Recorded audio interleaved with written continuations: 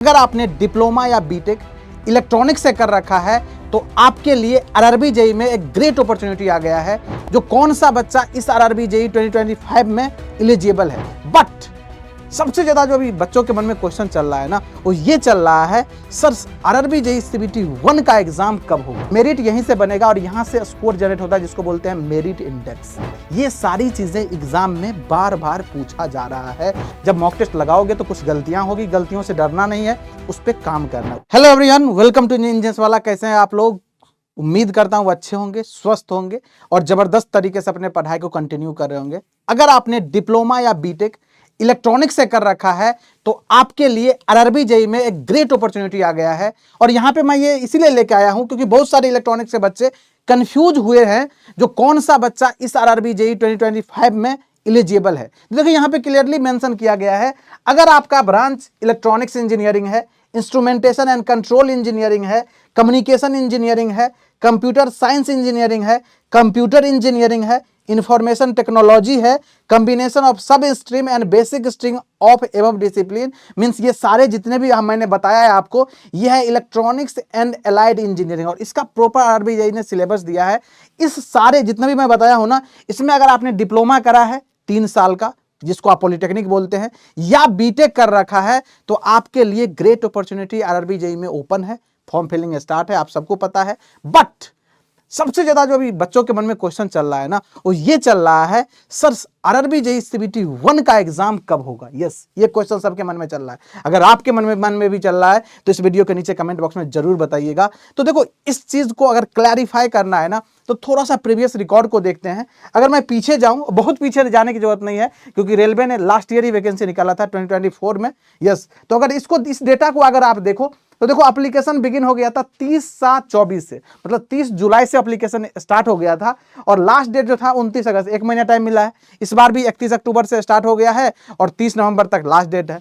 अगर मैं देखूं सीबीटी 1, क्योंकि अभी सीबीटी 1 पे ही फोकस करना है, एग्जाम डेट सीबीटी 1 का 16 से 18 दिसंबर 2024, मतलब अगर 29 अगस्त को लास्ट डेट देखो यहाँ पे, और 16 से 18 दिसंबर, अगस्त को छोड़ ही दो, सितंबर मिला, अक्टूबर मिला, नवंबर और हाफ टाइम मिला दिसंबर में, मतलब लगभग 3.5 महीने आपके पास मिले हैं। अगर इस रिकॉर्ड को देखते हो तो आप इस बार भी एज्यूम कर सकते हो, आप इस डेटा को देख करके अपना माइंडसेट को तैयार कर सकते हो। जो आपका फॉर्म फिलिंग जो है इस बार 31 अक्टूबर से स्टार्ट हो गया है और 30 नवंबर तक लास्ट डेट है।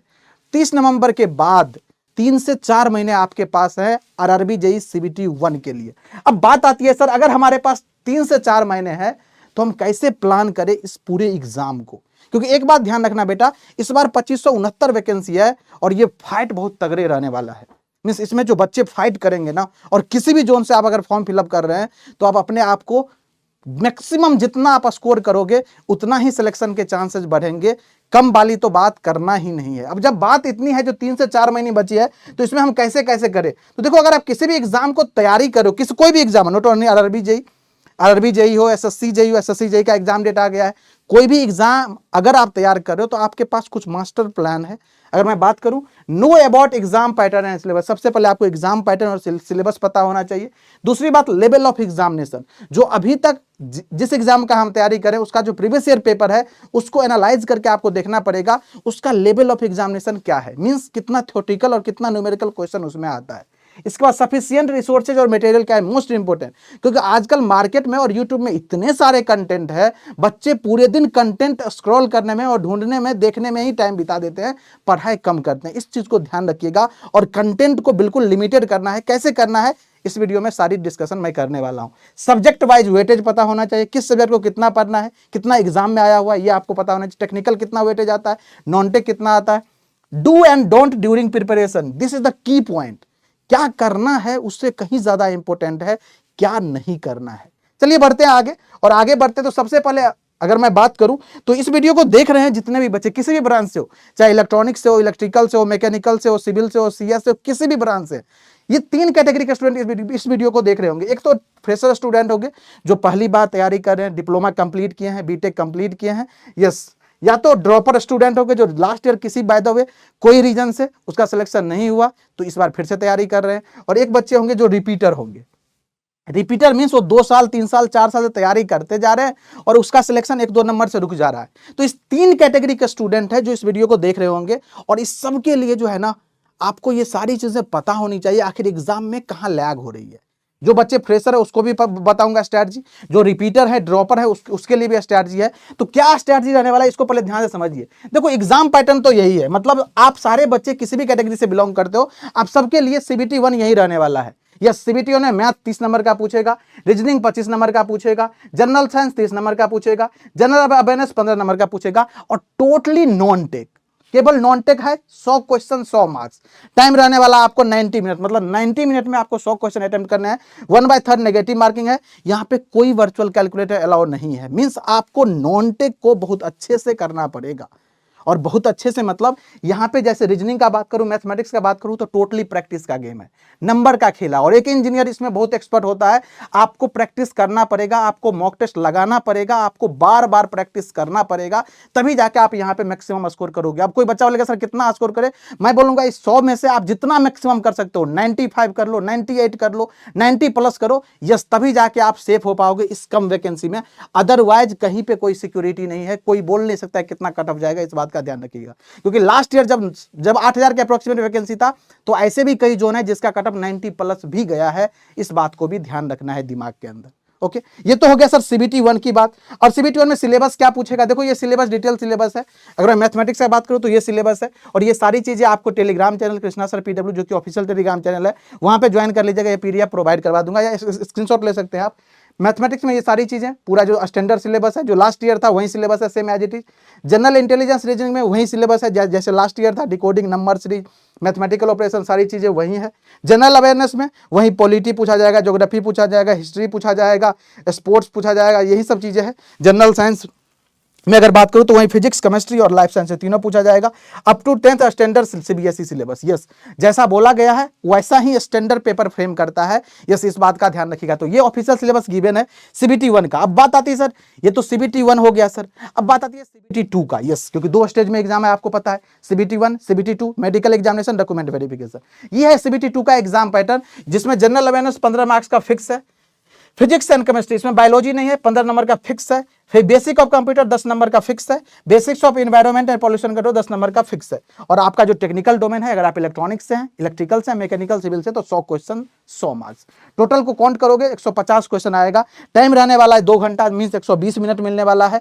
Negative marking 1/3 negative marking. But इस पेपर में आपका वर्चुअल कैलकुलेटर घर से नहीं लेके जाना है, आपके डेस्कटॉप पे ही एक कैलकुलेटर देगा जिसको बोलते हैं वर्चुअल कैलकुलेटर, ये अलाउड है। अब CBT 2 इसी के बिहाफ पे, ये जो दिख रहा है आपको, इसी के बिहाफ पे पूरा मेरिट डिसाइड होने वाला है। मेरिट यहीं से बनेगा। जो CBT 1 था ना, वो जस्ट स्क्रीनिंग टेस्ट था, उसको स्क्रीनिंग टेस्ट है, उससे मेरिट पे कोई फर्क नहीं पड़ने वाला है। मेरिट यहीं से बनेगा, और यहां से स्कोर जनरेट होता है जिसको बोलते हैं मेरिट इंडेक्स, और यहीं से आपका डिपार्टमेंट अलॉट होगा, जो आप कौन से डिपार्टमेंट में जूनियर इंजीनियर बनने जा रहे हो। अब बात आती है सर इसमें टेक्निकल में, देखो ये सब तो फिक्स है, जो नॉन टेक वाला पार्ट है ये तो फिक्स है, इसका वेटेज, इसमें कोई दिक्कत नहीं है। बट ये जो 100 नंबर का टेक्निकल है ना, इसमें बच्चों के मन में चलता है सर कौन कौन से सब्जेक्ट पढ़े और कितना पढ़े। तो देखो इसका वेटेज दिखाता हूं मैं आपको, इवन नॉन टेक का भी वेटेज दिखाऊंगा मैं। ये देखिएगा, अगर थोड़ा सा वेटेज देख लो ये ध्यान से, इलेक्ट्रॉनिक कंपोनेंट एंड मटेरियल दोनों शिफ्ट, क्योंकि 25 में जो पेपर हुआ था 22 अप्रैल को, जो इसमें 9 और 8, अगर एवरेज बात करो तो 8.5 है। इलेक्ट्रॉनिक्स डिवाइसेज एंड सर्किट, जिसको आप बेसिक इलेक्ट्रॉनिक्स के नाम से भी जानते हैं, यह 17 नंबर है। यहाँ पे डिजिटल इलेक्ट्रॉनिक्स 13.5 मार्क्स है। यहाँ पे लीनियर इंटीग्रेटेड सर्किट, जिसको एनालॉग बोलते हो, 4 मार्क्स का है। Micro processor, micro controller 8.5 marks है। इलेक्ट्रॉनिक मटेरियल का यहाँ बात करूँ तो 9 मार्क्स का है। कम्युनिकेशन इंजीनियरिंग 18.5 मार्क्स का है। डेटा कम्युनिकेशन नेटवर्क 4 मार्क्स का है। इसमें कंप्यूटर प्रोग्रामिंग 10 मार्क्स का है, और बेसिक इलेक्ट्रिकल इंजीनियरिंग 7 मार्क्स का है। अगर मैं बात करूं मोस्ट इंपोर्टेंट 5 सब्जेक्ट कौन सा है, देखो ध्यान से, तुम्हें भी दिख रहा होगा, पूरी पब्लिक, पूरी जनता को दिख रहा है। ये 17 मार्क्स का कौन सा है, इलेक्ट्रॉनिक्स डिवाइसेज एंड सर्किट, जिसको बेसिक इलेक्ट्रॉनिक्स भी बोलते हैं, ये छोड़ के नहीं जाना है। इसके बाद डिजिटल इलेक्ट्रॉनिक्स, ये छोड़ के नहीं जाना है। इसके बाद देखो यहाँ पे कम्युनिकेशन इंजीनियरिंग, ये छोड़ के नहीं जाना है। इस सबको पहले तैयार करना है। फिर 10 नंबर का क्या है, कंप्यूटर प्रोग्रामिंग ये करना है। देखो ये जो दिख रहा है आपको, इसके बाद अगर मैं बात करूं तो ये 9 नंबर का क्या दिख रहा है आपका, इलेक्ट्रॉनिक मेजरमेंट। ये टॉप 5 सब्जेक्ट है, देखो ज्यादा वेटेज वाला सब्जेक्ट, इसको आपको पहले कवर करना है, जिससे कि आपके अंदर कॉन्फिडेंस बूस्टअप हो, आपको मिलेगा, ये आइडिया लगेगा। जो ये सारे सब्जेक्ट जैसे ही करोगे ना, फिर छोटा छोटा जो सब्जेक्ट है उसको आप अपने आप कर लो, क्योंकि आप एक पेस पकड़ लिए हो, आपको एक चीजों का आइडिया लग गया और इसका ऑफिशियल सिलेबस भी दिया गया। ये देखो ध्यान से कितना पढ़ना है, तो ये ऑफिशियल सिलेबस है, ये सारी चीजें ऑफिशियल बात कर रहा हूं। इलेक्ट्रॉनिक कंपोनेंट मटेरियल में ये सारे सिलेबस है, conductor, semiconductor, insulator, magnetic material, jointing, ये सारी चीजें। इलेक्ट्रॉनिक्स डिवाइस सर्किट में PN junction, thyristor, diode, junction, transistor जिसको बीजेटी बोलते हो, amplifier, oscillator, multimeter, counter, rectifier सब पढ़ना है, इन्वर्टर, यूपीएस। डिजिटल इलेक्ट्रॉनिक्स में number system, binary code, boolean algebra, combination circuit, sequential circuit, A to D converter, D to A converter, counter, memories, ये सब पढ़ना है। एनालॉग में ये सारी चीजें पढ़ना है। फिर माइक्रो प्रोसेसर में ये सारे टॉपिक को कवर करना है। इलेक्ट्रॉनिक मेजरमेंट में ये सारे टॉपिक को कायदे से ध्यान से देख लेना है। फिर मैं बात करूं कम्युनिकेशन इंजीनियरिंग में, ये सारे टॉपिक को देखो ध्यान से, ये ऑफिशियल सिलेबस दिया गया, बार बार बता रहा हूं। डेटा कम्युनिकेशन नेटवर्क में ये सारी चीजें। इसके बाद बात करूं कंप्यूटर प्रोग्रामिंग में, ये सारी बातें करना है, सी प्लस प्लस सारी चीजें। बेसिक इलेक्ट्रिकल में DC circuit, AC fundamental, magnetic, thermal and chemical effect of electric current, earthing, installation, maintenance और टेस्टिंग। ये है आपका CBT 2 का टेक्निकल सिलेबस। नॉन टेक की बात करें, देखिए नॉन टेक में चीजें फिक्स है, लेकिन नॉन टेक का वेटेज का बात करूं तो देखो करंट अफेयर्स ऑलरेडी शिफ्ट 1 में 6 में और इसमें 4 में। इन्वायरमेंट 10-10 का वेटेज फिक्स है, देखो ये फिक्स है, 10-10 का वेटेज फिक्स पूछता है यहाँ पे बात करो फिजिक्स का, यहाँ पे सॉरी कंप्यूटर का तो 10-10 यहाँ पे भी फिक्स है। फिजिक्स का बात करो तो यहाँ पे 7 नंबर, यहाँ पे 6 नंबर, 2 शिफ्ट में पेपर होता है। केमिस्ट्री का यहाँ पे 8, यहाँ पे 9 का वेटेज है। हिस्ट्री का 2-2, देखो 2 नंबर यहाँ पे, 3 नंबर यहाँ पे। ज्योग्राफी 2 मार्क्स यहाँ पे, 2 मार्क्स यहाँ पे। पॉलिटी का 2 मार्क्स यहाँ पे, 2 मार्क्स यहाँ पे। स्टैटिक जीके का 2 क्वेश्चन यहाँ पे, 4 क्वेश्चन यहाँ पे। इकोनॉमी का 1 क्वेश्चन यहाँ पे, 0 क्वेश्चन पे। ये नॉन टेक का है। नॉन टेक जो 50 मार्क्स का पूछता है, 50 मार्क्स का है CBT 2 एग्जाम के अंदर, यस उसका वेटेज है ये। अब इस पूरे पेपर को जब एनालाइज किया मैंने, जब मैंने देखा, तो मैं आपको सजेस्ट करना चाहूंगा, मैं आपको यही जानकारी देना चाहूंगा, जो ये पूरे पेपर में जो है ना थ्योरेटिकल क्वेश्चन 90% था। क्योंकि आपको पता है आप जब एग्जाम देने जाओगे, चाहे वो CBT 1 का एग्जाम देने जाओ, चाहे CBT 2 का एग्जाम देने जाओ, तो उस पेपर में जितना टाइमिंग मिला है ना, उसी हिसाब से पेपर को अटेम्प्ट करना है और स्मार्ट माइंडसेट से जाना है, जो आपको क्या चीजें, क्या गलतियां नहीं करनी है। तो देखो मैं बता रहा हूं यहाँ पे theoretical question 90%, numerical question 10%। Yes, ये मैं बात कर रहा हूं टेक्निकल वाले पार्ट का। ये टेक्निकल वाला पार्ट, और टेक्निकल वाला पार्ट कहां होता है, केवल और केवल CBT 2 के अंदर। यस, मतलब मैक्सिमम थ्योरेटिकल क्वेश्चन आ रहा है, जिसको आप पढ़ोगे और बस सीधा आंसर टिक करोगे। जो न्यूमेरिकल होगा वो फॉर्मूला बेस्ड है, फॉर्मूला पुट करो, आंसर लेके आओ। कहीं यूनिट पे खेल दिया है। अब किस टाइप का क्वेश्चन आता है सर, ये अगर बता देते तो और सर आपका मेहरबानी हो जाता सर। देखो एग्जाम का लेवल देखो ध्यान से, ये डेटाबेस क्वेश्चन पूछ रहा है एग्जाम में। क्या पूछ रहा है दोस्त, डेटाबेस क्वेश्चन का बात कर रहा है। Statement based conceptual question frame करके डाल रहा है आपको। न्यूमेरिकल पूछ रहा है तो फॉर्मूला बेस्ड पूछ रहा है आपका। असर्शन रीजन टाइप क्वेश्चन भी आ रहा है, और match the column, yes match the column वाला क्वेश्चन पूछ रहा है। ये सारी चीजें एग्जाम में बार बार पूछा जा रहा है। तो जब आप तैयारी कर रहे हैं तो इन सारी बातों को ध्यान रखिएगा, आपको तैयार करना है। अब बात आती है सर कौन सा मटेरियल मुझे प्रीफर करना चाहिए। देखो सबसे पहले हैंड रिटेन डिटेल नोट्स आपको बनाना है। अगर आप किसी बैच में इनरोल हुए हैं, यहाँ पे PW में हमारे पास अरबी के एक्सप्रेस बैच चल रहे हैं, अशोका बैच, कर्तव्य बैच चल रहे हैं। अगर इनरोल है तो आपको सबसे पहले हैंड रिटेन नोट्स बनाना है। यूट्यूब पे बहुत सारे कंटेंट है, 1 शॉट वीडियो, उसको भी जाकर देख सकते हैं। शॉर्ट नोट्स बनाने हैं क्विक रिवीजन के लिए, क्योंकि ये आपको बाद में बहुत हेल्प करेगा। इसके बाद स्टेट JEE के प्रीवियस ईयर क्वेश्चन, इसको प्रैक्टिस में एंगेज करना है, जिससे कि आपके अंदर कॉन्फिडेंस बूस्टअप होगा। और अगर RRB JEE का PYQ क्वेश्चन चाहिए तो आप हमारे Krishna sir PW Telegram channel join कर लीजिएगा, ऑफिशियल टेलीग्राम चैनल है, यहाँ पे सारी चीजें मिल जाएगा। और मॉक टेस्ट के लिए इंजीनियर्स वाला टीम के का जो मेन टेस्ट पोर्टल है, वहां पे जाकर के आप मॉक टेस्ट भी अटेम्प्ट कर सकते हैं। हम लोग फ्री में भी मॉक टेस्ट लेके आते रहते हैं एग्जाम टाइम में, तो ये भी काफी ज्यादा मदद करेगा आपको। इसके बाद बात करें जो की पॉइंट क्या है इस पूरे प्रिपरेशन जर्नी में, कौन सी ऐसी बातें हैं जो करना चाहिए और जो नहीं करना चाहिए। देखो ध्यान से, सभी सब्जेक्ट का नोट्स जरूर बनाए, ये बहुत जरूरी है, नोट्स जरूर बनाए। This is the key point. सबसे पहला पॉइंट, आप यही गलती करते हो, आप PDF के पीछे लगते हो और यही सबसे बड़ी गलती हो जाती है। नोट्स बनाना जरूरी है। चैप्टर कंप्लीट होने के बाद क्वेश्चन प्रैक्टिस जरूर करें, इससे कॉन्फिडेंस बिल्डअप होता है। जैसे ही चैप्टर फिनिश किया, चाहे टेक्निकल को चाहे नॉन टेक का, क्वेश्चन प्रैक्टिस करना जरूरी है, इस बात का ध्यान रखें।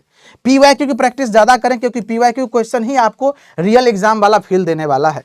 नॉन टेक एंड टेक दोनों को टाइम दे, यस, क्योंकि दोनों एग्जाम में आएगा, तो नॉन टेक को भी पढ़ना है, टेक्निकल को पढ़ना है, ऐसा बिल्कुल ना सोचे CBT 1 में केवल नॉन टेक आएगा, टेक्निकल को छोड़ देंगे। टेक्निकल सीखने में, पढ़ने में टाइम लगेगा, तो टेक्निकल के साथ साथ नॉन टेक को भी आपको हैंडल करना आना चाहिए और करना पड़ेगा।